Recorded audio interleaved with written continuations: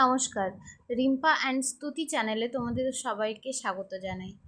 আজকে আবারও একটি নতুন রান্নার ভিডিও নিয়ে চলে এসেছি। তো দেখো, ফ্রাইং প্যানের মধ্যে প্রথমে সর্ষের তেল দিয়ে তার মধ্যে 2-3টে চেরা শুকনো লঙ্কা এবং একটুখানি কালো জিরে দিয়ে বেগুনগুলো কেটে রেখেছিলাম পিস পিস করে, সেগুলো দিয়ে দিয়েছি।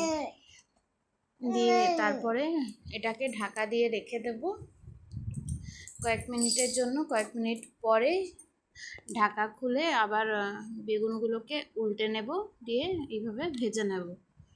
ভেজে তুলে রেখে তার মধ্যে একে একে সমস্ত মশলা, আবারও একটু তেল দিয়ে তার মধ্যে আরেকটু সামান্য কালো জিরে দিয়ে টমেটো কেটে তার মধ্যে একটু সর্ষে বাটা দিয়ে বেসিক যে মশলাগুলো যেমন হলুদ গুঁড়ো, লঙ্কা গুঁড়ো, সামান্য একটু ধনে গুঁড়ো আর নুন পরিমাণ মতন এবং চিনি দিয়ে ভালো করে নাড়িয়ে চাড়িয়ে নেব কিছুক্ষণ। তারপরে জল দিয়ে মিশ্রণটাকে একটু ফুটতে দেব। একটু ফুটে ঘন হয়ে এলে বেগুনগুলো এর মধ্যে ফেলে দেব। তৈরি হয়ে গেল খুব সহজেই আমাদের বেগুন বাহার।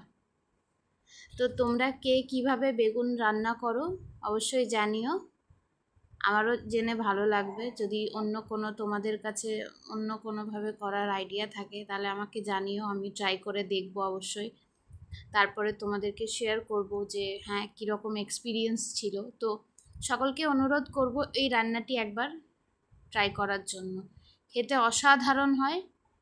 আর হ্যাঁ, লাস্টে নামানোর আগে অবশ্যই সর্ষের তেল কিন্তু ম্যান্ডেটরি, না দিলে কিন্তু মিস হবে, দিলেই স্বাদ দ্বিগুণ বেড়ে যাবে। তো তোমরা রান্নাটা এনজয় করো।